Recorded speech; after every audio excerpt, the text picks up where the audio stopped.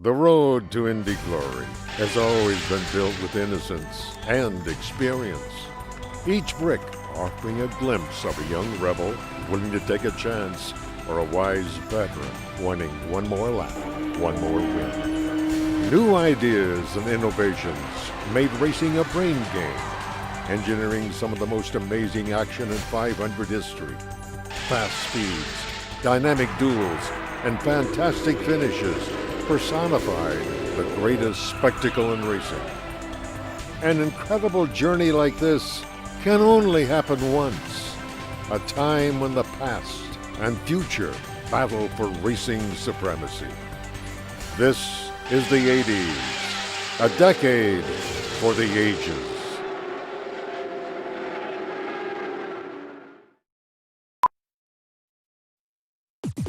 At the dawn of a new decade, ground effects and aerodynamics are hot topics. Dan Gurney uses a wind tunnel to give birth to his latest creation. But the envy of Gasoline Alley is a car affectionately called the Yellow Submarine.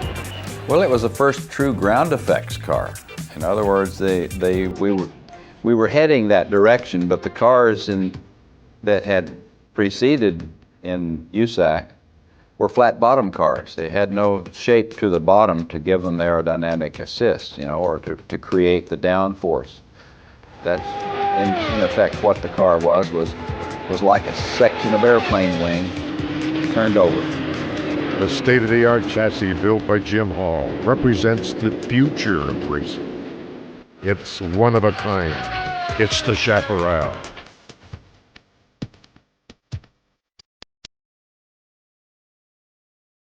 After an impressive maiden voyage 1 year ago, the Chaparral is the car to beat in 1980. All the pieces are back in place, except for driver Al Unser. It was one of those, deals that myself and the team didn't see eye to eye on things, so I elected to leave, and I always said if you're not happy with where you're at, you should leave. And so Jim Hall and I just separated. It was a shame, but yet I'm still not sorry today. Johnny Rutherford is more than happy to fill the void left by Unser. And fortunately, I took my chief mechanic, Steve Roby, from McLaren with me, and so I set the car up the way I liked it, and we started going fast immediately, and it was really a dream. The car was so good. We had quick time every day of the month but one, and it just seemed like an omen. We dominated. By pole day, it's clear the Chaparral and the Pennzoil team had no equal. If there ever has been a sure thing at Indy, the Chaparral was it. Rutherford sits on the pole with a speed over 192 miles an hour. Roger Penske's trio of talented drivers grabbed 3 of the next 5 spots. Tom Sneva qualifies 8th, but a practice accident totals his Phoenix chassis and sends him to the back of the field. One of the right side wheels broke and it put us into the wall, destroyed the car, and we only had one, so we were forced to start the race in our backup car, which was an old McLaren. The class of 1980 features a new crop of racers. 10 rookies made the show. Roger Rager's the fastest, and Tim Richmond quickly learns that Indy plays no favorites. On the final day of qualifying, rain keeps Janet Guthrie off the track and out of the race. Her run at Indy comes to an end. Some of Hollywood's biggest stars show up for the greatest spectacle in racing. But beyond the pre-race pageantry are 33 men focused on 500 miles and 1 trophy. Wayne Sweeney waves the green flag and the race is on. It's a drag race between Rutherford and Unser in turn 1. With its aerodynamic advantage, the Chaparral is clearly the class of the field. Rutherford leads the first 15 laps. Point Rutherford with no problems whatsoever in running any place on the racetrack that he wants. He stretches out the lead in turn 3. While cautions and pit stops shuffle the field, Tom Sneva vaults into the top 10. Lap 73, and the rookie Richmond leads, but not for long. Sneva darts past and completes an incredible journey from worst to first. It's a real battle between the two. It is Sneva and Rutherford. Bing, bing, like that as they go off down the main stretch. Lap 140, Rutherford leads. Sneva sits in second, ready to sink the yellow submarine. That car was just head and shoulders above everybody, and you know, as long as he stayed out of trouble, you know, there was no touching him. After his last pit stop on lap 171, Rutherford begins to reel in Sneva. Rutherford pouring on the steam as they go by me now, still about 8 car lengths behind there in turn 3. Rutherford Chaparral gobbles up Sneva's march in a matter of laps. When the 12th caution of the day comes out, that sets up one last dash for the checker. When we had that last caution and he was behind me, green flag came out and I kind of let it have its head and run for a little while, and I pulled away steadily because we were faster. Bright yellow Pennzoil number 4, Johnny Rutherford, almost 3/4 of the way through this race. Johnny Rutherford is driving a magnificent race and a beautiful race car, handling beautifully. He's doing about everything he pleases.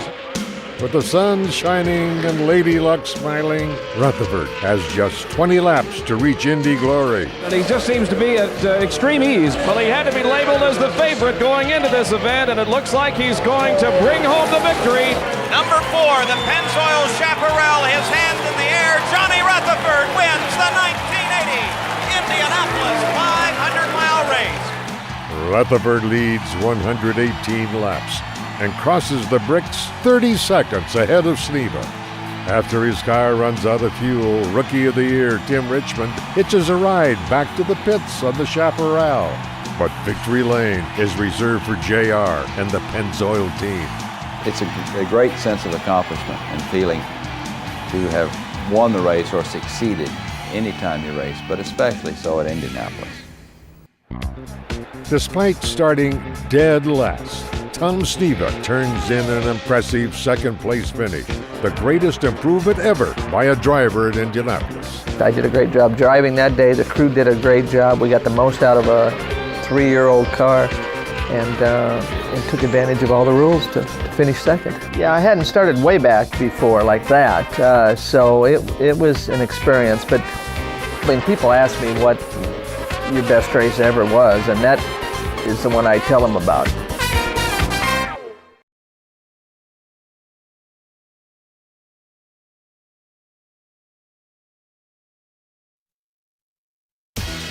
After the Chaparral's impressive showing, John Barnard's aerodynamic innovations quickly spread across Gasoline Alley. A record 105 entries arrive at Indy in 1981. It was a period of refinement in terms of construction. The most significant thing of the 80s period was the discovering of the technical abilities to develop the aerodynamics. Improved design with an emphasis on technology would make this one of the most competitive Mays in 500 history.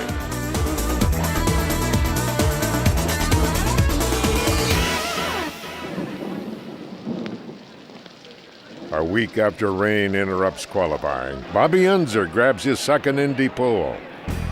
The Norton Spirit clocks the first 200 average in 3 years. Tom Sneva is the quickest driver in the field, but his brand new March chassis arrives too late for the pole. So Sneva starts 20th. The March was just, you know, evolution number 2 of ground effects, and it was a little better than anybody had seen at that time. And so, you know, we had a little advantage that way, obviously. The 81 field features 10 rookies, including Indy legacies Jeff Brabham and Tony Bettenhausen. Mexico's Jose Garza garners the most attention after qualifying 6th. The 1969 champ, Mario Andretti, starts 32nd. The weather and his Formula One obligations keep him from qualifying. Gentlemen, start your engines!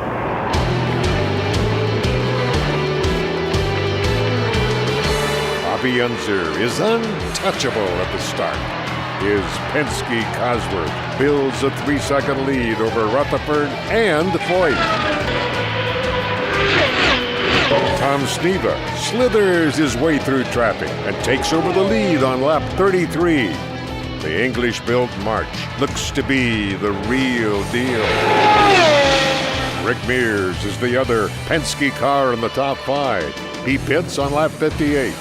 Apparently one of the crew members is on fire. He is running around, dancing around. He needs help. They're looking for help for him. Rick Mears is out of the car. Apparently a fire on Rick Mears' car as he comes in for a routine pit stop. The nozzle had jammed open, and he threw the nozzle on the ground, but in the process of throwing it on the ground, it sprayed the fuel in the air and then subsequently caught fire. When I was sitting there at first, I saw a big, splash on the dash. Then suddenly a wave of fuel ran down over my visor, and about then I thought, man, we're in trouble. And I no sooner got that thought out, through my mind, and it ignited. Invisible methanol flames engulf the pit. The fire sparks mayhem, and the crew scatters for help. I turned around to get a fire extinguisher, and then just as I turned around, luckily I was turned around, because instead of my face getting burnt, my front of me getting burnt, my backside and back got burnt. Everybody's trying to help, and it's panic. You can, as many times as you talk about what we need to do if something happens, you don't realize it. When it happens, it's panic. It's sheer panic. I watched on video and replay, and from the time it ignited to the time I was put out, it was probably only about 30-some seconds, but it seemed like 30 minutes at the time. Mears and 6 crew members suffer severe burns. The incident prompts officials to re-examine safety conditions in the pits. Back on the track, teammates Gordon Johncock and Mario Andretti battle for the lead. Danny Angaias runs 5th. We've had a terrible accident in turn number 3. One of the cars has hit the outer wall. There are pieces of race car everywhere. The car is in flames, but there is a fire truck there. A number of the safety officials were up against the wall. They quickly dove down the embankment to get out of the way. Fans fear the worst. The car disintegrates down the short chute. With the cockpit gone, the driver is eerily exposed. He survives, but suffers broken legs, arms, and internal injuries. After a 30-minute caution, it's still Patrick Racing running 1-2, but Unser is on the prowl. Bobby Unser moves out and around Mario Andretti and does it right at the line, so Andretti will be scored in second place on this lap, but it is Bobby Unser that has moved into second place, and he is now beginning his pursuit of Gordon Johncock. Unser tries Johncock. Ron Carroll, yes, Unser has the lead. Bobby Unser has got him. He's got him. Oh boy, what a tremendous race this is. When the leaders pit, rookie Jose Ligarza leads 13 laps. A strong day running up front earns him top rookie honors. And another car hits the wall right in front of me. A car is into the wall right in front of me.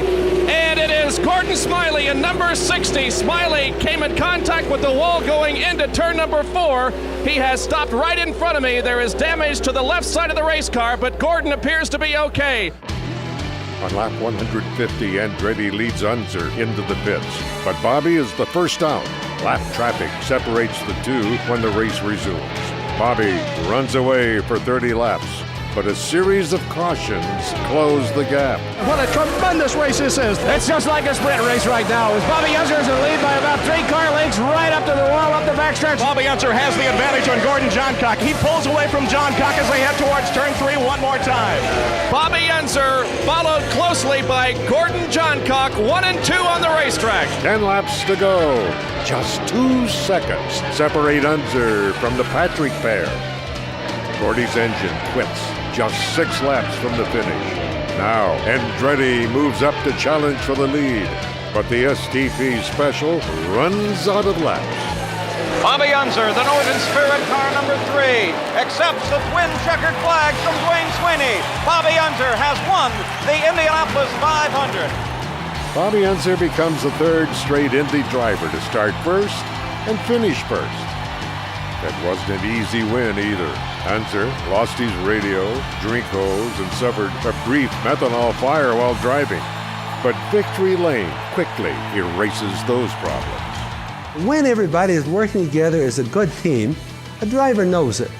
The team knows it. Everybody knows that they're working together. We had it that year.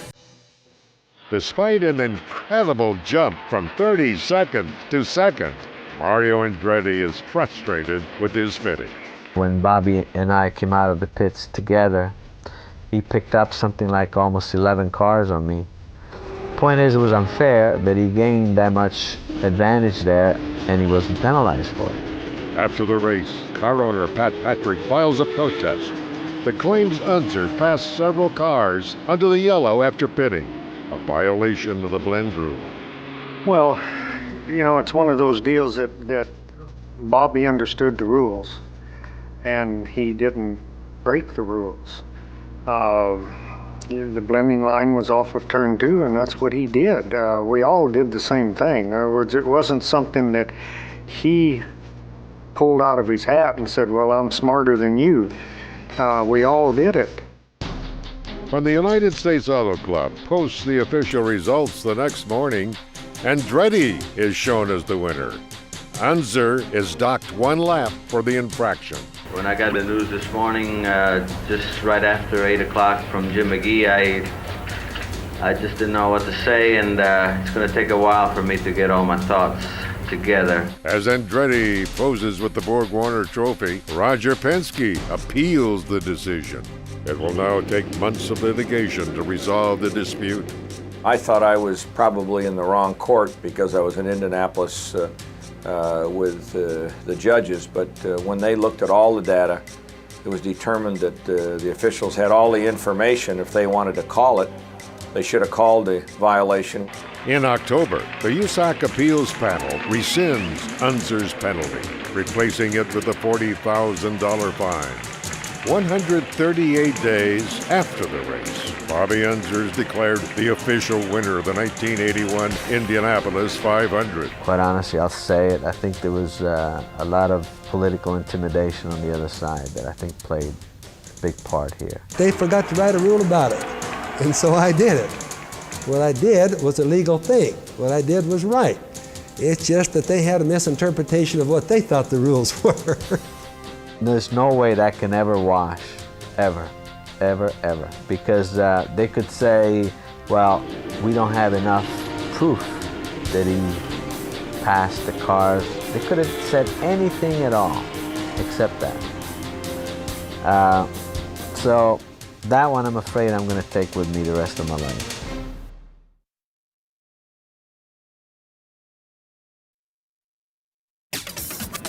An influx of rookies migrated to the Brickyard at the start of the decade, and 1982 is no different. The legends of the Brickyard are not ready to slow down just yet. A battle is brewing between innocence and experience.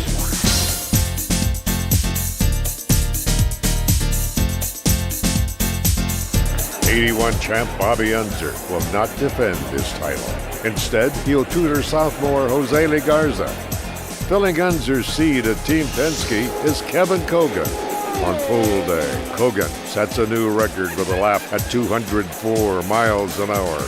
But Kogan's happiness is short-lived. Teammate Rick Mears is next out. It is a new track record.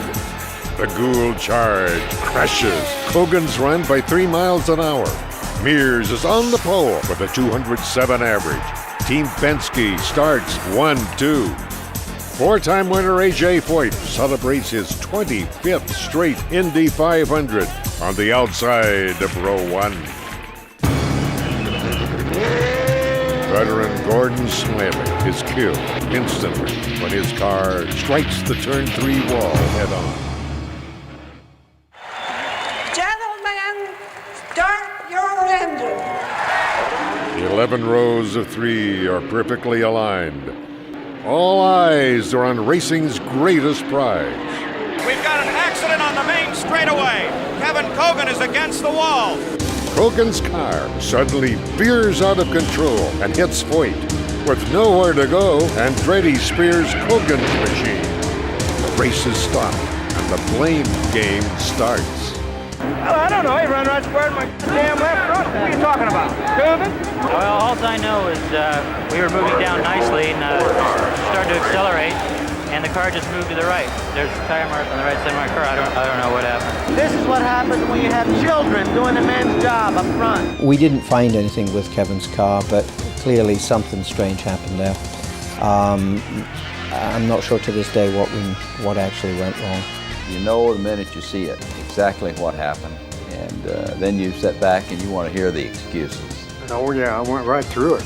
The pieces were flying. I was probably a row or about 3 rows behind him, something like that, 4 rows. I forget where I started, but it wasn't a pretty sight. Hoyt's crew fixes a bent rod, and he returns to action. The green flag is out, and it's a drag race between Rick Mears and A.J. Foyt. A.J. Foyt leads to turn 1. For the first time in his grand career, Hoyt leads the first lap of the 500. Super Tex leaves Mears in his wake, but only momentarily.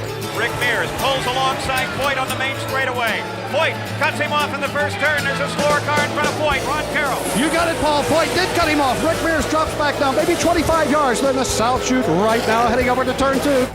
Car 14 is flawless for the first half of the race. A 5th win is in sight, but problems plague Foyt on lap 95. The helmet is off, the headstock is off. He just took a hammer and really walloped something. Probably, it says apply blunt instrument, and, that'll do whatever to take care of whatever the problem is. The feisty Foyt is persistent, but his car calls it quits with a bad transmission. Mears takes over the top spot and has no equal. He was on it. I mean, there was nobody quicker as an oval driver. Lap 160. Gordon Johncock takes the lead. The STP Wildcat quickly becomes a contender. I had a bad car at first. In fact, if it hadn't have been for a yellow, Rick Mears would have lapped me. But a yellow saved me, and where we could come in and make adjustments on the car. And then as the race went on, we made more adjustments on the car, and then the car become really drivable. And look at that Wildcat fly as Gordon Johncock is leading Rick Mears. He's got him on the back stretch, and he's leading him into the first turn.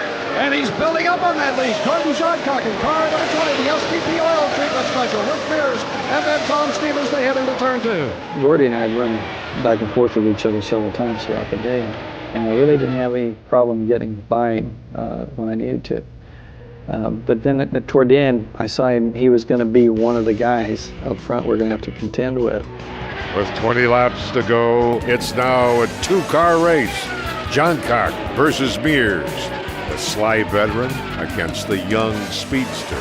The crowd on their feet here in turn 3. Mears just can't get around Gordon Johncock. He shut the door again, got the horsepower up, and he's leading going into 4. Lap 183, Mears makes his final stop. Mears has to lock the brakes up. He almost rear-ended a car that was slowing in the pits. Now Mears screams down into his pit area. Waiting. Now the hoses are out. He's on his way. The fuel nozzle stayed in the car way too long, and we filled it up. It didn't need to stay in as long as it did, but he went out with a full tank of gas. And we did put too much fuel in it, in my opinion, we did. And that's what cost us the race, because we could have stopped 5 laps earlier and we would have still got it. Johncock makes his final pit stop 3 laps later. The Patrick crew executes a time stop to perfection, and Gordy maintains his lead. There he goes! Gordon Johncock is on his way! His crew is ecstatic! They're calling it their greatest stop of the day, maybe of their decade. Gordon could be on his way to another win. Despite a full tank of fuel weighing him down, Mears manages to cut into Johncock's lead. Here's Gordon Johncock, but not too far behind him is Rick Mears. Rick has got the pedal to the metal, as they say. He's trying to catch Gordon Johncock. Can he do it? And it really surprised me. I didn't think we'd be able to catch him. And then when I started seeing that we were gaining a second a lap, and then knowing how many laps were left, I thought, there's a possibility here. We can still reel him in. And I knew that he was getting there, fast, but I was driving practically down on the bottom in the grass to allow myself enough room coming out of the corner, because if I'd have stayed out high and I'd have had to back off the throttle, coming out of the corner, Rick would have driven right under me with no problem whatsoever. He is getting much closer. It's going to be a shootout. I think in that particular time I probably was giving him the splits, but once he was close and he was catching it, he didn't need a lot of coaching at that point. He knew exactly what he had to do. With 2 laps to go, Mears makes his move. It's a drag race. They're side by side. Johncock and Mears. Mears on the inside. Johncock, Mears forced down the little line. Run. Johncock cuts him off. I caught him going into turn 4 on the white flag lap. I thought, well, why wait? You know, so I had some momentum on him, and I just went ahead and pulled out. I couldn't see him, so I cut down low, and when I did that, then he was right behind me, and he had a lot of dead air, which shoved him wide coming out of turn 1. I don't think there was anybody on the track that was any harder to get by going into a corner. He'd get into a corner about as deep as anybody alive. Mears loses momentum, but gives it one last shot. It's a battle to the bricks.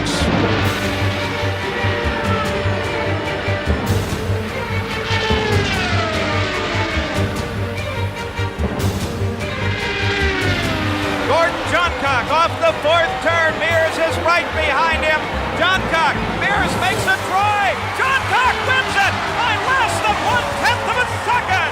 Gordon Johncock has won his second 500. What a finish. I'm sure in the 66 running, they have never seen a finish like that. The fantastic finish is the closest in 500 history. I was worried. I mean, let's put it that way. There was no question about it. I had to drive the car everywhere on the racetrack. I got into a pushing problem, you know, with about 10 laps to go. It's why he caught me so fast. And the more I went, the worse it got, and I just had to use up all the apron to be able to stay full throttle coming out of the corner to keep from driving into the fence. Johncock returns to victory lane after a bittersweet visit in 1973. I remember thinking, during the race, you know, if we can't win it, I hope he does. Because 73, you know, the year he won was just you know, a terrible year. And he really didn't get to enjoy or appreciate what the race was all about and winning it. So in that respect, I was glad to see he got it. But I mean, still would rather have won it. But he did a great job. He stood on the gas and he was, you know, hanging on for dear life that last couple of laps.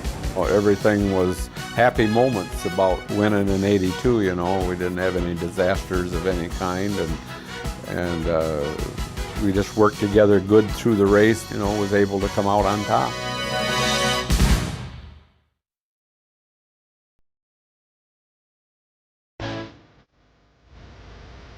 If there is one constant at Indy, it's change. In 1983, new rules, drivers, teams, and cars posed plenty of questions.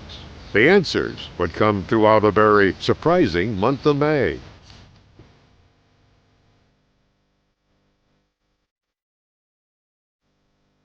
In another attempt to slow speeds, USAC officials reduced boost and called for 2 inches ground clearance. This all but eliminated aerodynamic side pod skirts. 15 cars struggled to meet the new standards, sparking plenty of controversy. The March chassis is the popular choice in the pits. The mass production of the car makes it easy for nearly everyone to be competitive. Drivers seem to be able to get them up to speed a lot easier than some of the tried and true drivers at the time were having trouble. And the March chassis just was such a superior chassis. It made driving a lot easier. Rain postpones qualifying until the second weekend. Mike Mosley briefly holds the top spot. Then Italian rookie Teo Fabi stuns the Speedway faithful. It is a new track record. Fabi puts the Skoal Bandit on the pole with new 1 and 4 lap records. He is the first rookie pole sitter in 33 years. The Indy is the most important race in the world. I've never been so fast like at Indy, and it takes a few days to get used to the speed. Racing's next generation continues to embark upon the Brickyard. This year, it's 21-year-old Al Unser Jr., the son of the three-time champ, is anxious to run with the big boys. We had been in the top 10 most of the month, so, you know, we just go out and give it the best shot. I was disappointed I didn't get the pole. I was disappointed I wasn't on the front row. Little Al starts fifth, and for the first time in Speedway history, a father and son will compete in the Indy 500. Competing against your son is a lot different than competing against your brother. And it taught me a lot, you know. I had to concentrate in a different way, and I had to totally not think of him as my son. I could only think of the car that he was running. I was running against the car, not my son. The green flag flies, and we're racing in Indianapolis. Bobby jumps into the lead, Mears into second place. Mike Mosley drops back to third. Teo Bobby's leading him quickly. He's got quite a great lead going into the North Shore Chute. Very few people thought that Teo Fabi would lead the first lap, but it looks like he's going to. After leading the first 24 laps, Bobby's memorable May ends when the O-ring fails during his second pit stop. The yellow light just winked on in the first turn. Come in, Ron Carroll. And car 66, Johnny Parsons, lost it coming through the first turn, spins. Mario Andretti right behind him, had no place to go. Andretti, car 3, smashes into him. It's yet another ugly Indy for Mario Andretti. His inaugural run with Newman Haas Racing ends when he runs into a spinning Johnny Parsons on lap 80. After a miserable month, even Tom Sneva is surprised when he takes the lead on lap 147. So I'm thinking, you know, I should be able to make the 2 o'clock tee time, no problem. I mean, we hadn't run more than 20 miles at a time without something happening, and there was a lot of friction among the team, and so it was one of those days where you maybe weren't as optimistic about finishing the race as some other times that you'd been involved. Tom Sneva must have the strongest engine under the sun in the back of that car. I mean, he has got about a 50 car length lead already on Al Unser Sr. He's in 4. The gas man instantly becomes the class of the field as he builds a 25-second advantage over Unser and Rick Mears. You know, when we had to do it and when the pressure was on, everybody worked together, and you know, we had a great race. Let's go to the first turn, Ron Carroll. Right, and it's Mike Mosley up against the wall, Paul. Mike Mosley coming through this first turn, simply lost it. Sneva narrowly avoids Mosley and darts into the pits. Unser Sr. comes in and brings the crowd to its feet with an 11-second pit stop. Al is 30 laps from his 4th Indy win. Al Unser acknowledges the green with a burst of speed and leads Tom Sneva down to the first turn. On the restart, a lapped Unser Jr. runs between his first-place father and second-place Sneva. I'll never forget, under the yellow, he was able to drive past a bunch of cars to position himself between me and his dad, and I that didn't seem right, and I couldn't ever understand why the officials let that happen. Clearly the quicker car, Sneva makes attempt after attempt to get by young Unser, but fails. I wanted Dad to win, and so I was gonna try to be the infamous lapped car that gets in the way. You know, that lapped car that gives you a headache and so on. And so I wanted to give Tom a headache, and so I did. Well, Little Al may be helping Dad as Tom Sneva comes alongside, tries to get by Little Al, but Little Al slams the door on him. And you're talking about the biggest race in the world. You've never won it, and you know, you're getting a little frustrated with the blocking situation that was happening, and so it was. It took some real good emotional control to try to bite your tongue and hold off. He wasn't blocking. See, that was the press. That was Sneva, and the press, he was using the air to you, and it does affect your car when you use the, you know, in front of somebody, but, you know, moving around is when you really block. Now it didn't block. I think it was fair racing. When you go back and you think about, you know, those situations, it happens so fast and it's over so fast. You know, I don't think that in any case that there was anything there other than, you know, fair play. He had burned off the heavy load of fuel, and so I says, well, give him the signal, turn up the boost. And he can't, little Al was holding him back. He turned up the boost. He passed little Al. Here comes Tom Sneva moving out, trying to get alongside Al Unser Jr. as he chases his dad, Al Sr., and Sneva does it. Lap 191. It's time to go. Sneva passes little Al in turn 1, then aims for the elder Unser. I was scrubbing the front end pretty bad, so I was a victim by that time. He was quicker than I was there at the last, and that's what it takes. They flash by Essen, it's nose to tail, as Sneva drops down inside on the low side. I think Tom Sneva's got it! Yes, Sneva's in the lead! Sneva sails away from the Unser family and sets his sights on the checkered flag.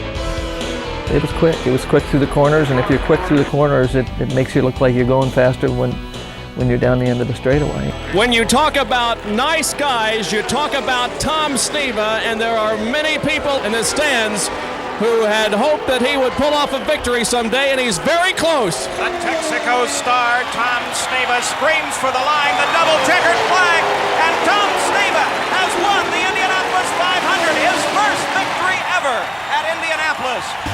A bridesmaid no more. Tom Sneva finally finishes first at Indy. And it's one of those deals when you win, everything's pretty well gone right, and it seems, you know, like you did your homework and everything. It doesn't seem as hard as it was to run second all those times. I mean, he'd blown up so many engines that year, that month, there's no way. And of course, the only day that they hold together, it's the race day, and he did a great job. And as I say, on his day, the right car, really, really tough to beat. Boy, he used up all the racetrack there was to get around it, and it was, like I say, to follow him in practice or even in the race was quite a treat. The win is the 7th for Chief Mechanic George Pignotti. Sneva also brings the March chassis, its first of many 500 victories. With the victory at Indy, it's almost when you did it, you know, that's what you were supposed to be trying to do, and it wasn't till as time goes on you realize how big a thing winning Indy is.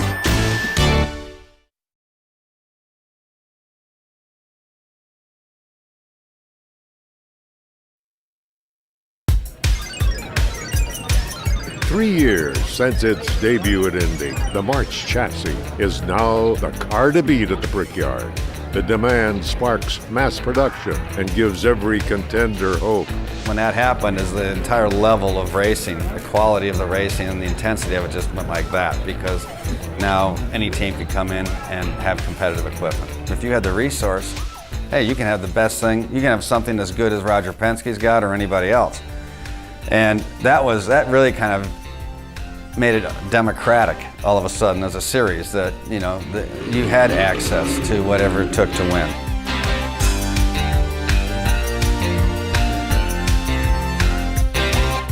The 1984 Indy 500 features a record 117 entries, most of them marches. Even top teams like Patrick and Penske are now dropping their own designs for the English-built chassis. The 84 year was significant in the sense that it was a March chassis, and the year before we ran a Penske chassis, and it was totally unsuccessful. It was a bad car. It wasn't a good car. Our new car just wasn't getting the job done, and you know, that's one of the great things about Roger Penske. Just, you know, even though his name is on the car, he wants to win as bad as anybody else does. He put that car aside and said, let's go get a March. You know, this one's not getting it done. He's on it. Tom Sneva breaks 5 track records with an historic pole run. The gas man is the first to break the 210-mile-an-hour barrier. That was an emotional time. There's adrenaline flow. I mean, that's the toughest 4 laps in racing by far, and I think everybody will agree with that. It's a new track record. Over 210 miles an hour. But it was just a challenge. It was you and you know, everybody's following the same set of rules, and it was just, you know, it was a lot of fun trying to get a little more out of the car than anybody else could. Teammate Howdy Holmes and Penske pilot Rick Mears joined Sneva on the front row. Row 2 features Mario Andretti and his son Michael. The 21-year-old qualifies fourth, the same spot his father started from in 1965. Normally you're really intimidated, but because everything was going so smooth, I got a little cocky, to be honest with you. I think I was a little too cocky, and because it went way easy. I mean, it was like, dude, this is not bad, this isn't that hard. After a short racing sabbatical, two-time Formula One world champion Emerson Fittipaldi qualifies 23rd for his first 500. It was good crew, but very small team. But there was not the pressure to go to Indianapolis to win. It was exactly what I need. I need to go to Indianapolis to learn Indianapolis. And the only problem that I had, the car was pink. Must be the only pink car in Indianapolis. But I had a lot of fun. The field of 33 features 29 March chassis. Green flag flies. They're racing. Rick Mears goes to the lead. Tom Sneva back into second place to turn 1. Mears streaks to a superb start and leads the first 24 laps. Michael Andretti moves past Tom Sneva. Ronnie, pick him up. You are right. It is Rick Mears and then Michael Andretti. Tom Sneva shot back to third place. Young Andretti wastes no time striding his stuff. The newcomer stays up front all day. In the beginning of the race, I went right to the front. I was battling Mears and Sneva for the lead there, and the car was incredible. So it was like, wow, this is like a dream. It was fun doing it because, like, you know, you're racing the best. You know, the best maybe that ever raced at Indianapolis, and you're running right there with them, and you're rookie year, the first time you've been there. So yeah, I mean, those were special times. With quick pit stops and an even quicker car, Mears doesn't hesitate to retake the lead. Mears drops down inside Andretti as they're in heavy traffic going to 3. Larry. They're side by side. Rick Mears gets by Andretti. Scott Brayton cuts him off, but right now it's Mears. Andretti. Sneva goes low on Andretti in the short shoot. He's trying to make a move and take second. They're in 4. Midway through the race, we really had that race under control. Mears was long gone. And to me, that really was a day for us where if we executed, there was no question that we would win that race. I mean, when you have a guy like Mears, who had that place well figured out, was probably one of the best, you knew you could always win. All you had to do was give him the car. A horrible crash has occurred here in turn 4. We do not know the car involved. He spun coming off of turn number 3, hit the inside retaining wall very hard. The car flipped over several times, and it is now upside down with the driver still in it. Journalist turned driver Patrick Bedard survives an incredible crash after his car explodes into pieces down the backstretch. It was one of the most terrific. I mean, you couldn't find the car. You basically couldn't see the car. It looked like a bomb had went off, and it just looked like, you know, you looked over in the grass there in the short chute between 3 and 4, and it looked like somebody didn't pick up after a big picnic. Sneva's Texaco Special is the only car that can compete with Mears' Pennzoil Z7. A battle brews when the race resumes on lap 168. Tom Sneva appears to be without power. The car slowed as he came out of turn number 3. The rest of the drivers accelerate as the green comes out. He was in second place, but obviously something wrong with Tom Sneva. With Sneva out, Mears is now 2 laps up on second place. He can almost taste the milk. Everything worked very well, and you know, it was kind of surprising. It just shows the depth of the team to be able to, you know, pick up a car that some of the other teams had been using for a while, and for our kind of first experience with it, be able to pick it up and beat them at their own game with it. It just shows the strength of the team. It really was a tribute to a lot of good people in the team that really, you know, tackled a mission that was on the surface mission impossible, to come out with the PC-12, throw it away, go get marches, and everything you had to do to get those things ready. 6 years in a row he's led this 500. He will win his second today, coasting to victory. Rick Mears in 4. Their twin checkered flags waiting for Rick Mears of Bakersfield, California. He raises his hand in the air as he screams over the line. Rick Mears has won his second Indianapolis 500-mile race. Mears leads 119 of the 200 laps to earn his second Indy win. The first one wasn't a fluke. You know, you get the second one, it puts you in another class, another league, or however you want to say it. You know, to have multiple wins, and you know, it was exciting because I'd learned from the 79 by then that, you know, what that race meant to win that race. So it was very exciting to get that second. Rick, just a great driver, used his head real well. He was probably one of the best at figuring out where the limit was, and he was easy on equipment, got the most out of it, and followed along and didn't say much, and you know, drove the wheels off it. Roberto Guerrero finishes second in his Indy debut. The Colombian shares top rookie honors with Michael Andretti, who finishes fifth.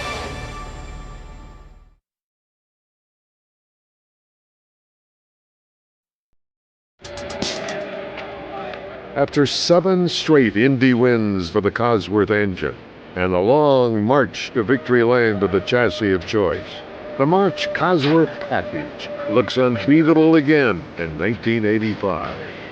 The only problem is that the ultra-competitive combination leaves nothing to the racing imagination.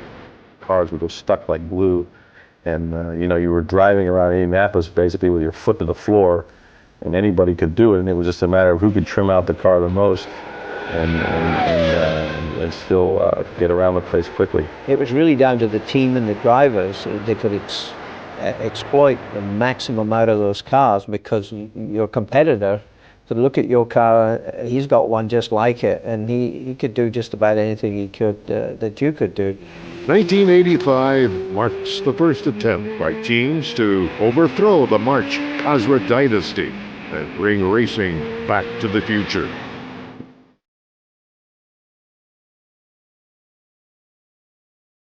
Well, the odds favor a Cosworth engine on pole day. It's an American-made Buick V6 that steals the show. Scott Braden turns a lap in excess of 214. Then Pancho Carter goes even faster, earning his first Indy pole. Buick starts 1-2. Cosworth fills out the field. While Marches occupy the front row, Mario Andretti puts his faith in the Lola and starts fourth. Back home again in Indiana. A smooth, fast start. The green flag is out. Pancho Carter accelerates. Brayton jumps back, and now the field heads to the first turn. When the green drops, so do the Buicks. Carter and Brayton can't keep up with Bobby Rahall's Cosworth. Pancho Carter's down to the inside. Smoke coming off badly. That number 6 Valvoline Buick Hawk. He's down to the yellow line. He may be headed for the pits. By lap 19, both Buicks have bitten the dust.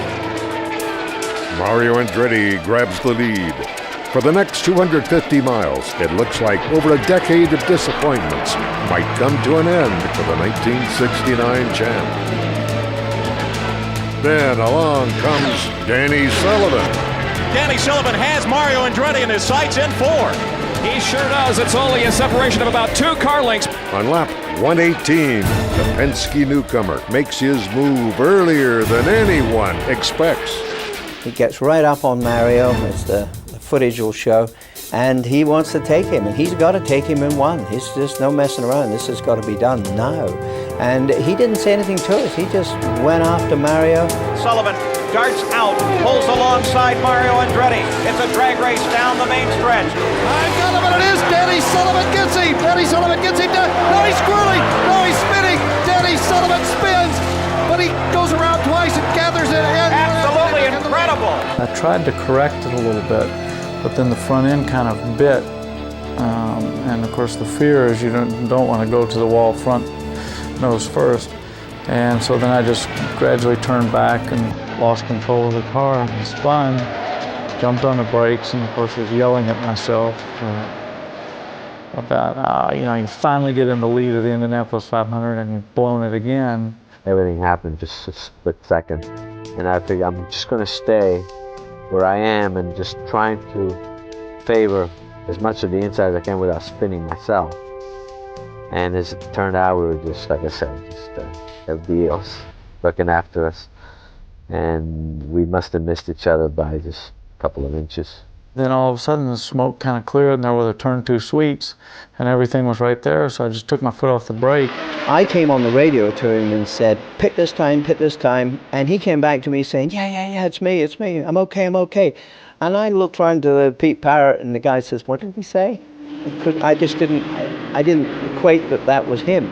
Without live television, Sullivan's crew has no idea that their driver caused the caution. He comes in, not much is said. He says on the back street something like he's okay and everything, the car's okay.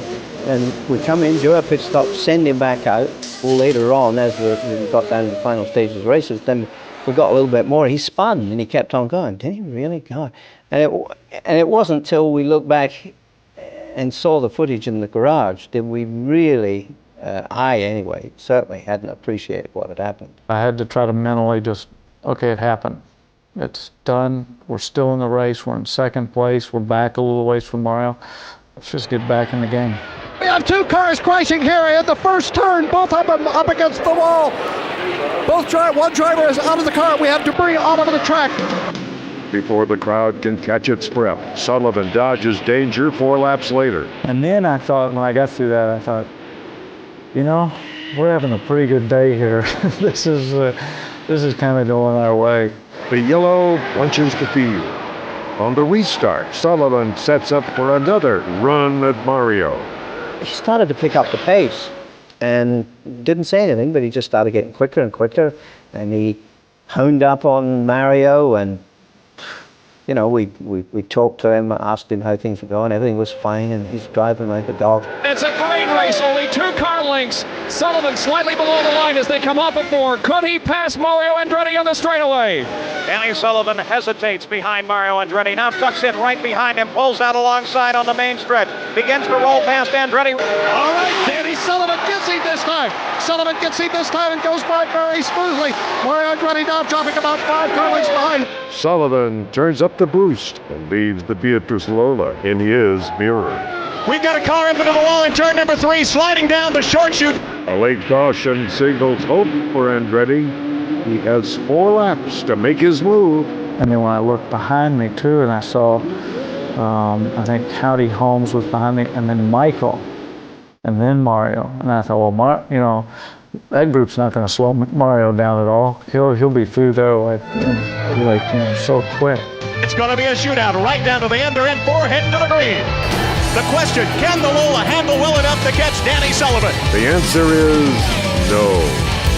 Despite a superb run by Andretti, Sullivan's March Cosworth slips away on the restart. This is Danny's day.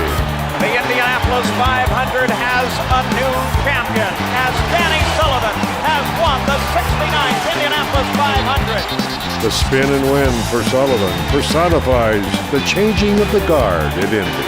Well, I figured when I got to the Penske operation, I'd gotten to the top team in motor racing. But I figured also that this was where the work was really cut out for me, because these guys demand a lot from you, expect a lot from you, but in the same token, they give a lot in return. And I knew that if I gave 110%, we'd come up with a result. And the proof's in the pudding. Here we are. To have Danny win that race, it was terrific because he really brought a lot of credibility to the team and to the sport, because he was well known from New York to LA. Guy from Louisville, Kentucky, kind of a road racer, made good in a tough guy sport at Indianapolis. Holland's Harry Landine earns accolades as 1985's best rookie with a 7th place finish.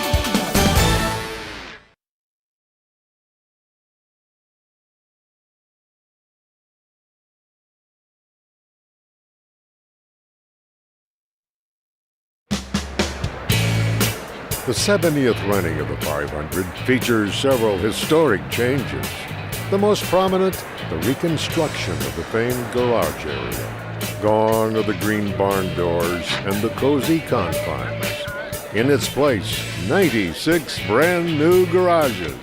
They'd seen many years and you could tell, and their names written on the side of the walls, and the doors didn't fit that well, and as I say, they were hot and you couldn't do anything in them, but hey, that was That was Indy, and that was part of the flavor of it. It kind of separated the cars and the fans a little bit, but not much. Indy is, even though the fence was very close to the garages before to keep the people out, I think, you know, things change and times change, and it was time for a change there. The cars and the people outgrew the garage area.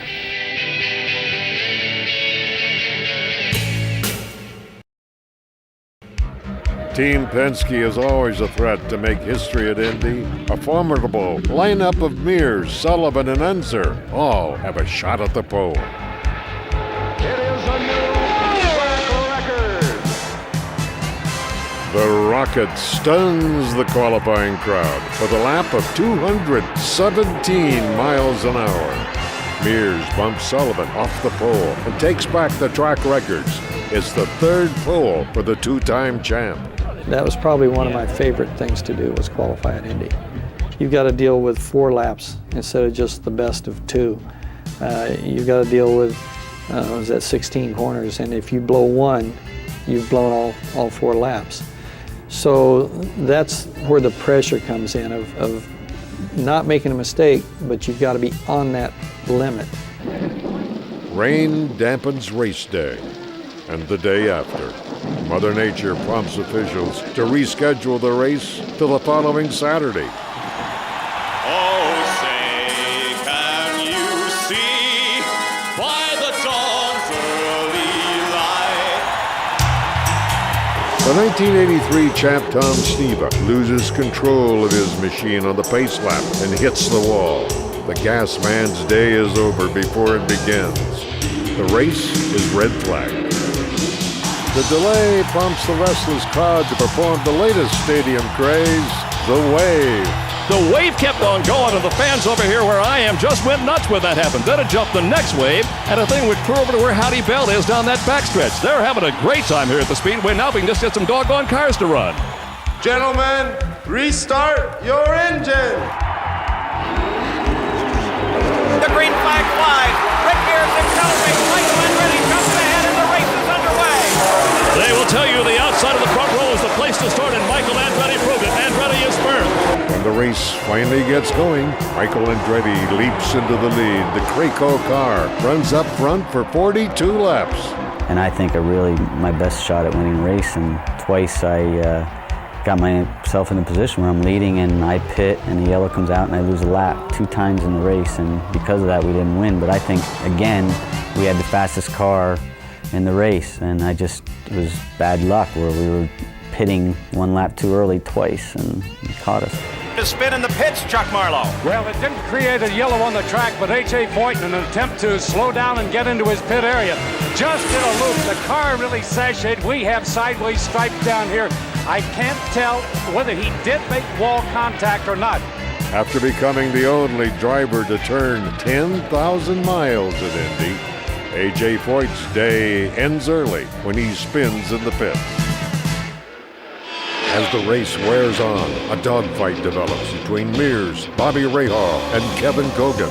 Here comes Bobby Rahal. The True Sports Budweiser march down to the inside in heavy traffic. He's put 2 cars between himself and Rick Mears, and Kevin Cogan is closing on Rick Mears now, so we may have a battle for second. Indeed, the battle is for second position. Here comes Rahal. He has the lead, but Kevin Cogan now is right on the rear wing of Rick Mears.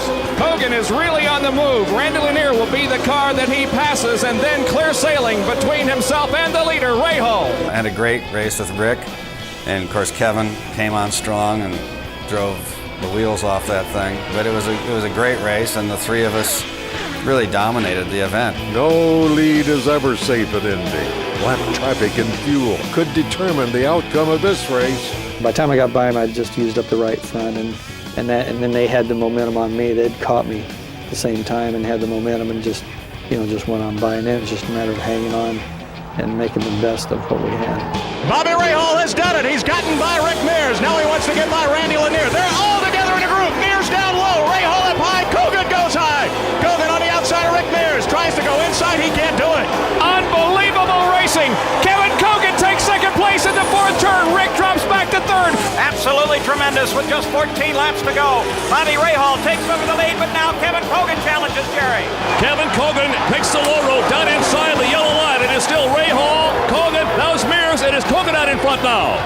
It's Cogan, Rahal, and Mears, and you can throw a blanket over the three of them. Kevin Cogan is a contender all day, but gets the best seat in the house on lap 188. Cogan just bided his time, turned up the whip, and he's moved out to a 7-car length advantage. With about 10 laps to go, it was clear that we were going to have to chase Kevin down because he was, you know, he looked like he was going to hit the wall every corner. I mean, he was taking an extremely high line, but he pulled it off. He drove brilliantly. Accident off of the fourth turn. Looks like Ari Leyendijk in the fourth turn as the yellow flag comes out. The question is, will the race end under yellow? And if it doesn't, will these three drivers battling for the lead have enough fuel to go the distance? Mears and Rahal have a new lease on life. The caution sets up another fantastic finish. Kevin Cogan picks up the pace, and they are flying at Indianapolis. The first three are right together. Bobby Rahal charges down the inside, and Rahal comes past Kevin Cogan. Rahal stomps on the accelerator. He's built a big lead by turn one. You know, we had the car to do it. You know, you forget the fuel. In fact, you had these very crude fuel lights at the time that all they did was they flickered. And I remember just screaming at the car, you know, like I'm riding a horse. I'm saying, "Don't leave me, don't leave me, don't leave me." And of course, it didn't. Rahal has the lead. Cogan second, Mears third. They're on the straightaway. The final roar of the racing engine. Bobby Rahal accelerates, and Bobby Rahal has won his first Indianapolis 500. I remember crossing the finish line, but I don't remember. People say, "Well, what'd you do?" And I go, "I don't really know." I mean, I was, you know, the race was over. It was one of those great feelings, but you didn't know whether to feel relief or happiness or what. You just knew you had all these emotions come over you. Rahal is the first winner to celebrate in a brand new raised victory lane that rotates for the crowd to see. But the win is also an emotional one for the True Sports team. The 500 is the last for car owner Jim Truman, who succumbs to cancer 2 weeks later. Everybody knew, and nobody wanted to say, well, this is probably the last 500 Jim's going to be at. Certainly all of us knew that, you know. I mean, he had contracted cancer in '84, and only radical treatment had kept him alive as long as it had, and it finally just caught up with him. And we wanted to go and win, and we wanted to win for Jim. But I think obviously we all felt a huge loss because, especially for me, Jim was, he could be my father, he could be my friend, he could be my confidant, he could be my buddy. Kevin Cogan settles for second, Mears third. It's the closest 1-2-3 finish in 500 history.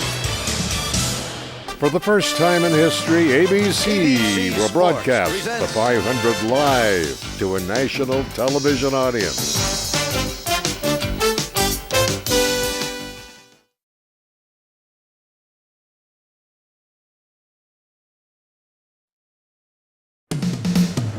When practice begins for the 1987 May Classic, 8 former winners return to tame racing's greatest track.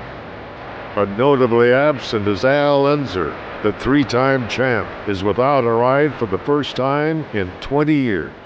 But a lot can happen between the first practice and the last lap.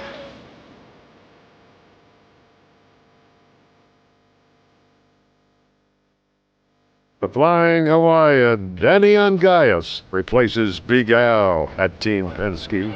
But that's not the only change on the captainship. Chevy powers the team instead of the dominant Cosworth. Anytime a change like that came along, I always embraced it. Because that's how you get an advantage, is by doing something other than what the other guys are doing. And sometimes it works, sometimes it doesn't. But that's how unless you change something, you don't know. After a week of practice, Team Penske still struggles to find speed. The crew tries pairing the new motor with 3 different chassis before ultimately heading back to the shop. Penske's problems continue when Ungaius suffers a concussion in a practice crash. Ungaius must sit out the race. the captain's first call is to Al Unser. Penske called me and asked me if I'd run the car, and I said, heck yes. And I didn't have to take a second guess about that one because it is a team that is capable of winning. The thing about Al Unser, he wasn't going to run a car that wasn't a decent car, and I take my hat off to him. And he was certainly, would have been the very first guy you would call. Mario Andretti has no problems with his Chevy Lola. The 1969 champ is fast all month and takes the pole with ease. Rick Mears recovers and puts a year-old March on the front row. Unser must wait until next week. We made a decision very quickly that our car wasn't going to make it. And we had a very good car, back in Reading. It had a Cosworth in it at that point, and the old story is we took the car, it was a show car at the Sheraton Hotel, brought it to Indy. From the hotel lobby to the qualifying line, Al Unser makes the show and starts 20th. Gentlemen, start your engine. Mario Andretti begins to accelerate. The green flag is out. Mario Andretti picks up the lead, followed by Rick Mears and Bobby Rahal. From the very start, it's clear that Mario is the man to beat. Andretti leads 170 of the first 177 laps. Mario Andretti coming down this long back straightaway. We clocked him a few moments ago, running laps at around 203. He is by far the class of the field as he streaks on down, passes Al Unser Sr. Now he looks to set up Davy Jones on the inside. Mario Andretti having a field day so far. Attrition shrinks the field, but Big Al is still in the hunt. His car, dubbed the Sleeper, runs third. Mario is slowing down. We didn't lose it because anyone made any mistakes. It was just fate. It was just, engine very new, and they found out later, obviously, as to why, but it's fair enough. We did our job, and I think, and that goes a long way, believe me. Just when it seems like everything is going Mario's way, an electrical malfunction takes him out of contention. Roberto Guerrero inherits the lead and is one lap up on the field. Guerrero's final stop seems to be just a formality on his way to the checkered flag. Roberto Guerrero is in. They top him. They've disengaged. He stalls the engine. Now, back the inertial starter. It is in. Roberto Guerrero fires again.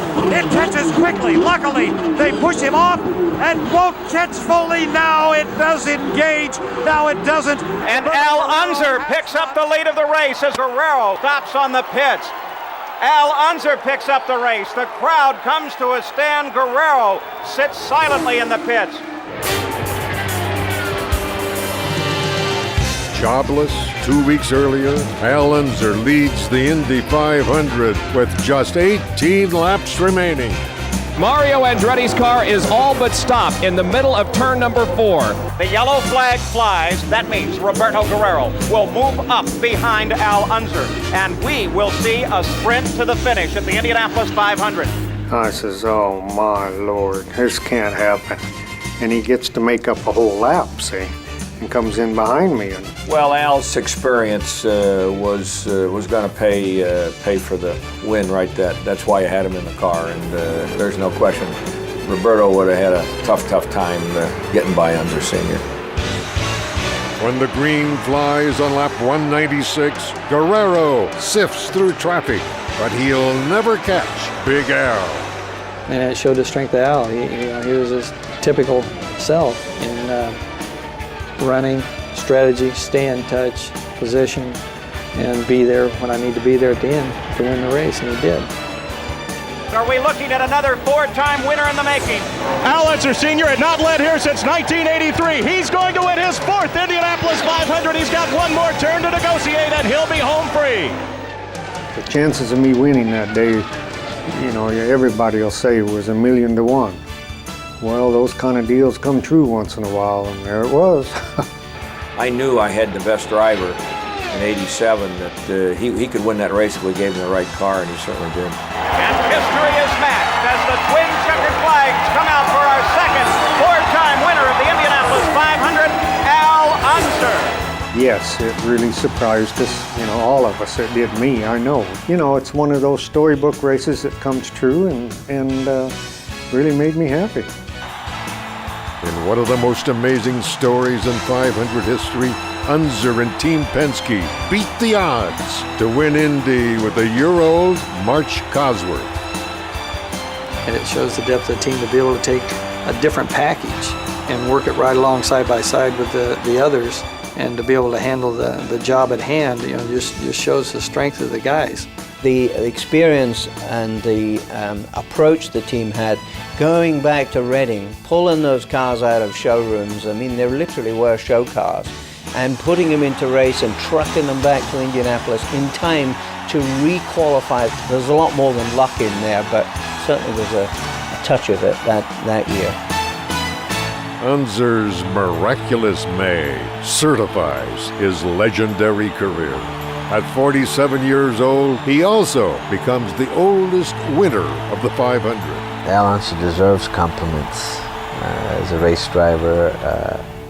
I've always admired him for his savvy as a race driver in the race. I think he's as clever, as astute as any race driver I've ever raced against. It's a good day for the entire Unser family. Little Al comes home fourth, his best Indy finish. It was a long, hard day. It was a long, hard month, and so I didn't like any of it. Didn't like any of it. The only thing that made it worthwhile was Dad winning, and that was it. And for the second time in 4 years, Guerrero is a bridesmaid at Indy. Chances of a win shattered on his last pit stop. It's a shame, you know, I came in the pits and I couldn't get the car out of gear, so I knew we were having a little bit of trouble. I was hoping we get it done as soon as possible, and but when the car dropped, the engine just died, so it's disappointing.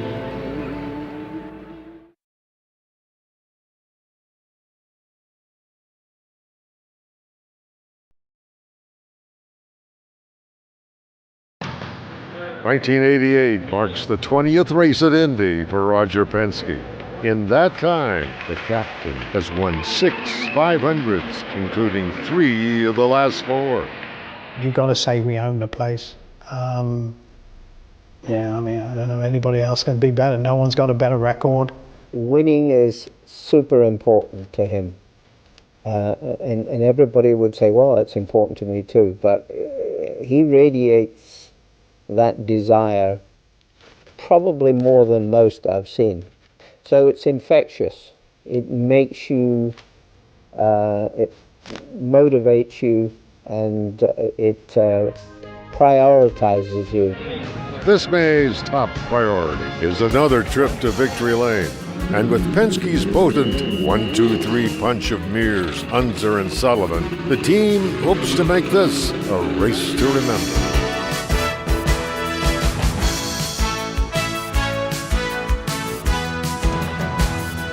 After the chassis struggles of 1987, Team Penske takes no chances and runs a brand new PC-17 designed by Nigel Bennett. You know, as soon as we unloaded that thing off the truck, it was quick wherever we went.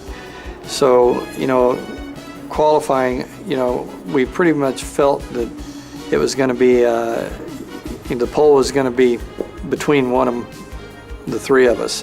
Defending champ Al Unser is first out and clocks at 214. Danny Sullivan follows with an impressive 216. But the fastest driver in the bunch has yet to turn a wheel. As I came in, I told him what the car was doing and what the track was doing, so it helps the next guy. And Sullivan did the same thing with Rick, probably, see. And so having good working teammates like that, it's a plus. I was fortunate by being the third one out that I got that input back, that feedback. It's a new track record. Mears becomes the first man to break 220 miles an hour, and in doing so, shatters his old track records. It's a 500 first as Team Penske sweeps the front row. With the 3 drivers that we had, and to think that we could put all 3 on the front row, that was, to me, you know, one of the greatest races to see start with those three cars. Remember, we had the polished wheels. There were the flat wheels that day, and to see those cars come down was terrific. And listen, it was a great feat for all three drivers, because any one of them could have sat on that pole. It was just the way it worked out. Gentlemen, start your engines.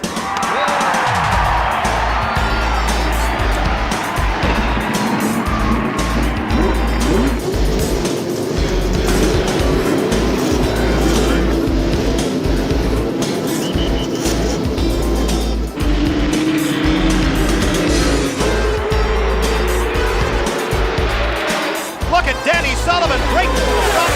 Rick Mears on the inside. Who will pull the lead, Jerry?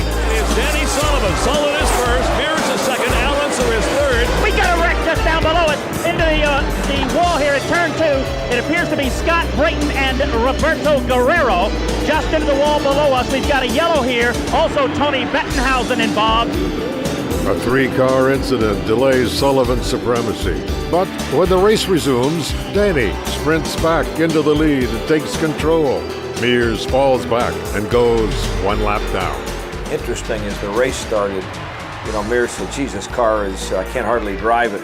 And we had to take all the wheels back and take the flush wheels off and remount the open wheels to get the car so he could drive it in the race. People don't know that, so we had most of our guys back changing tires. Rick Mears got the lap back. He got around his teammate Danny Sullivan, so Rick Mears now back in the hunt. All three Penske cars are on the lead lap. Could it be 1, 2, 3 at the end? Mears regains his winning stride and passes Sullivan to get back on the lead lap. A perfectly timed caution a few laps later puts the Rocket back into contention. Oh, we've got a correction number 1. It is Danny Sullivan. He's hit the outside wall. After dominating the first 90 laps of the race, Sullivan's day ends in the turn 1 wall.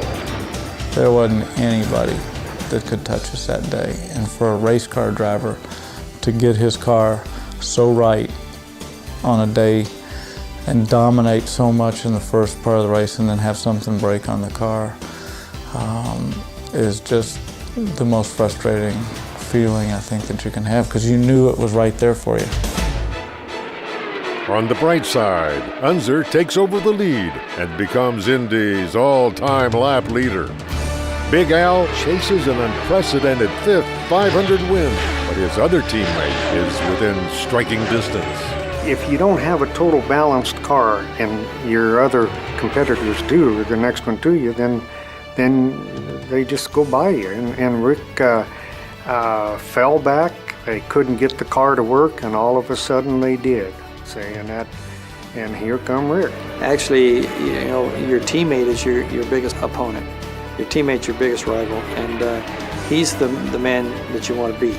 So when the green flag drops, it's every man for himself. As that race evolved, I remember I said, Rick, just take it easy. Al was ahead of you. Don't.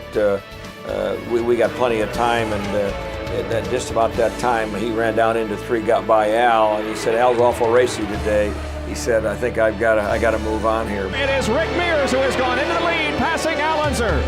Mears and Unser shed their teammate ties and battle, wheel to wheel for the lead. These are teammates fighting for the lead. Rick Mears has got it now. He's got one man in between, so Al Sr. has to back off a little. They're really going at it. That's one of those examples of having 500 miles to get us sorted. It was a struggle. It looked like it was going to be a long day, you know, early on, but then, you know, we were able to get the car back where we needed to be. Both Mears and Unser vehicles are stacked up behind some slower traffic. They'll try to pass on the straightaway. We may have a lead change, Lou. Watching them come by right now, and on the inside is Al Unser and Jerry. He's going to pick up that lead, or is he? Oh, yes, no. Rick Mears holds him off. Al Unser now, he may make the lead change in number 2. No, there goes Mears. What a great move. After taking the lead on lap 123, Mears pulls off Unser and never looks back. The Rocket is on his way to becoming a 3-time Indy champ. Rick was probably one of the smartest and talentedest men that could sit back, and he never quit thinking. And between Roger Penske and Rick Mears, they made it happen. A late yellow means no last-second drama. The 500 ends under caution for the first time in 40 years as Mears clinches another Indy win. Each win, it just got better and better. You know, you hear a lot of people say, well, that, you know, the first win is always, you know, the best. But to me, it's kind of the other way around. Each one of them got better for me because, like I said, I never dreamed of going there, let alone winning. You know, Rick deserved that win. That was one of his best drives, and again, that really capsulized when you think about the '80s to come back and have the wins, you know, during the '80s, and with three great drivers. In a complete team effort, Mears comes from one lap down to win and cements Penske's Indy dynasty. That's actually one of the exciting things about the race. You can be down a lap or nearly 2 laps and still come back and win if you've got the car. And you've got the combination of car, driver and team. You can do that. Roger Penske celebrates his 2 decades of dominance with a record 7th Indy win, making him the most successful car owner in 500 history. I think 74% or 75% of all the laps our 27 cars ran there, we finished, which was amazing. And then to see the results on poles, also the results from a winning perspective, kind of set the '80s special for our team. It was a super team. There was a lot of good stuff from front of the door to the back. It wasn't just one lucky piece that turned out to win. There was a whole support system and design and a driver caliber that really did a good job. A hard-charging Emerson Fittipaldi turns in his best Indy performance to finish second. After suffering serious injuries in 1987, Jim Crawford returns and is the only non-Penske driver to lead the race. The inspired effort results in a 6th-place finish.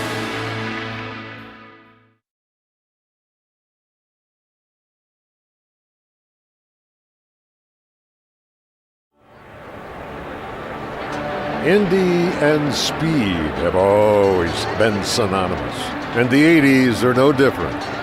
The average pole speed has jumped by more than 20 miles an hour since 1980. Driving wise, it was really not a lot of difference. You know, the limit is the limit. And that's the whole idea of this business, is you take it to the limit and then you find out why, you know, what it is that's keeping you from going on, and you try to correct that. You try to improve it. And that's just the nature of the beast. That's how you go forward. A newly paved brickyard ensures that the cars will be even faster and more records will fall. But one thing stays the same. Penske is the team to beat.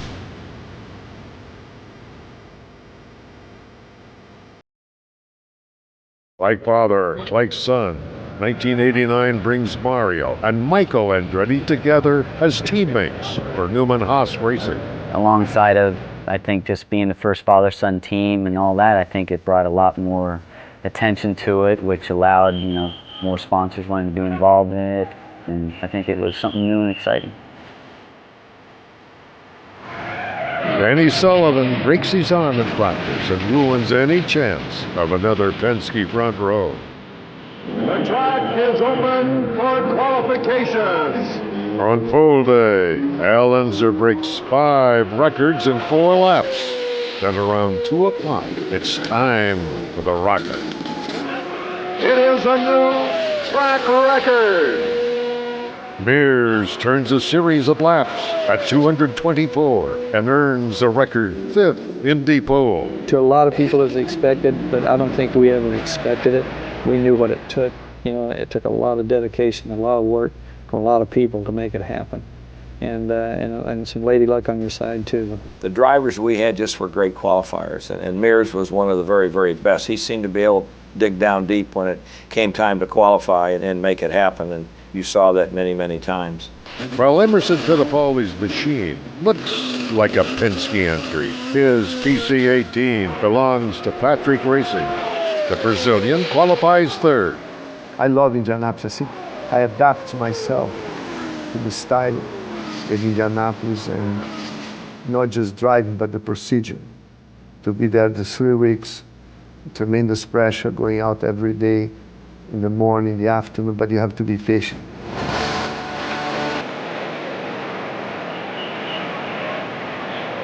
Godspeed on the way, a perfect start on the line. It is even as they come to you, Jerry Cleveland. And quickly on the outside, Emerson Fittipaldi takes the lead. Emerson Fittipaldi got the quick start from the outside. He's got a 20-car length advantage. Fittipaldi's enormous lead quickly separates the haves from the have-nots. A crash coming out of turn 4. The car has gone into the pit area. I believe it hit the abutment separating the track and the pit road. It is well out of my view. The car went into the pit area and is stopped there right now. Evan Cogan spins in turn 4 and hits the pit road attenuator. Miraculously, Cogan escapes the horrific crash without a scratch. Back on track, Fittipaldi sorts through the back markers. At the halfway point, only 3 cars remain on the lead lap. I was driving a Penske race, and I was going faster than the Penske team. I mean, I dominated the race. The car was good from lap 1 to the end of the race. Lap 113, Mears is the last of 3 Penske drivers to retire from the race. A bad engine ends the captain's chances of a three-peat. Emo's first true test of the day comes on lap 150. A yellow allows second place Michael Andretti to take a shot at the leader. Michael Andretti, is the fastest and the strongest, it appears, at this point. He went to the inside and just flew by Emerson Fittipaldi like he was sitting still, and he still maintains that lead. Michael's Lola Chevy rockets ahead, and for a while, it looks like fate might be kinder to the younger Andretti. Michael Andretti slowing down. The crowd just came up in a big roar. He's down below the white line. There's smoke coming out of the rear of the automobile. He's just about halfway through the short chute. Bad luck bites again. The large plumes of smoke signal the end of Michael's day. That was the best the car was handling all day, and I thought, this is it, we're going to do it. And the engine went up in smoke. I mean, it was just it was a bummer. That year, I mean, I should have won the championship. I should have won Indianapolis, and should have. But that was the start of my big disappointment in Indy, for sure. Taro Palmroth brings out the yellow on lap 181. Second place Al Unser Jr. stays out, while Emo ducks in for his final stop. He's down off the jacks, 13.1 seconds. Another splendid stop for Fittipaldi, but he slows on the pit road. He's forced pits away from us, hits the clutch, it engages, and he goes back onto the course. Fittipaldi nearly ruins his race, but recovers. Emo's next challenge comes on the restart with little Al ready to pounce. Down to the white line, Al Jr. looks for the outside line. He goes to the outside, almost wheel to wheel. Al Jr. tries him, he can't get it. Emo uses lap traffic to distance himself from Unser. But Junior's lighter fuel load is giving Fittipaldi fits. And I was getting great mileage. I had everything turned down most of the day. I was using the cars down the straightaways to get me draft. Everything. As long as Emo didn't get more than 15 seconds in front of me, we were great. Here comes Al Unser Jr. on the inside. He's got it. He's got it. He's got it going through 3. But does Al Unser Jr. have enough fuel? He didn't stop. These two guys, Fittipaldi and Al Jr., giving us one of the great races of recent time. I got the traffic. He passed me, and when I was behind Junior, I said, well, that's not fair. I have to win this race. I dominated the whole race. I have to go back in the lead. It's another dramatic duel at Indy. The last race of the decade will go down to the wire. To me, it was the most exciting last few laps of any race I raced before. Slower traffic in front of them now. Al trying to get to the outside to pass Emo right behind him. Emo moves to the outside down in front of Howdy Bell. Moves to very close to that white line. They head for 3. Emo may have him. I was worried about getting by the 2 guys on my right. And so I finally got by the one in time to get up and make the arc for the corner, because both of us were down too tight to run any kind of lap speed and make that left. But I was still too tight to make the corner. And so I lifted, and when I lifted, Emo showed up. They're side by side. Emo on the inside. Al covering traffic. Goes high. There comes Wheel. Al Jr. into the wall hard. Emerson Al Jr. into the wall, and Emerson Fittipaldi will lead them back to the yellow flag. I mean, we were dicing all the way down on the straight, and he pushed me down, and I said, no way I'm going to back off. And I'm sure our Lancer Jr.'s mind was doing the same. He's not going to back off. And we both went side by side on turn 3, and I was very lucky that my car got sideways, and I just touched Junior's side of his car, and then he lost it. What a finish. Emerson came around and Al didn't. And really the first thought, at that time is, is everybody okay? And, is the car okay? Fittipaldi keeps his car off the wall and takes the checkered flag under the yellow.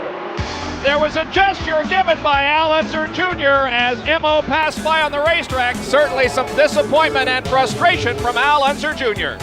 Only Al Unser Jr.'s pride is hurt when he climbs from his damaged car. Just 5 turns from victory, little Al takes second. I was upset, I was disappointed, I was everything. But he drove a great race. He was the winner of the 1989 Indy 500.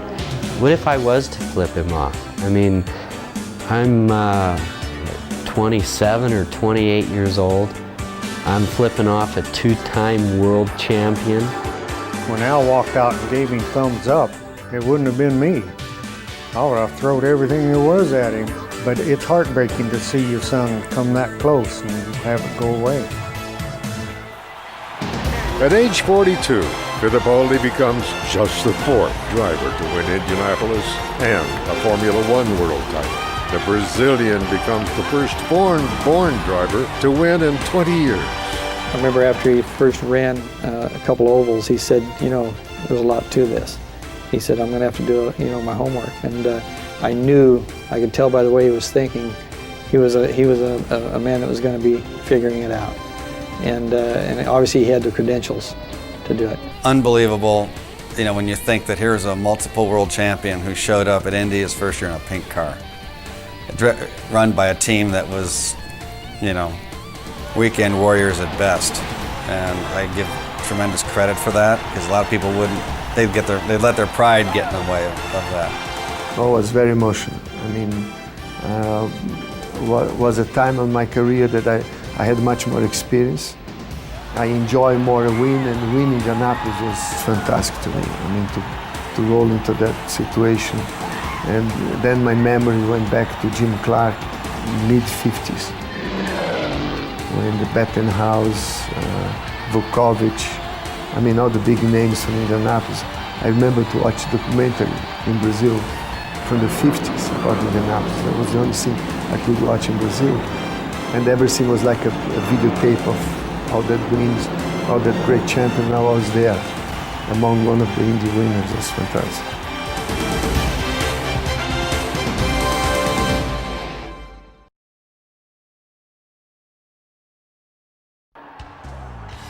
The 1980s delivered hope for the future and made legends immortal.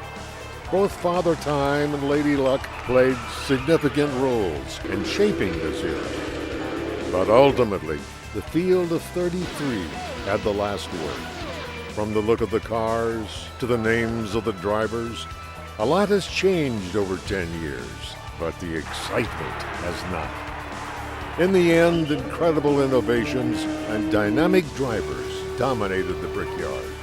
But every 500 still provided the unique drama that makes Indy the greatest spectacle in racing.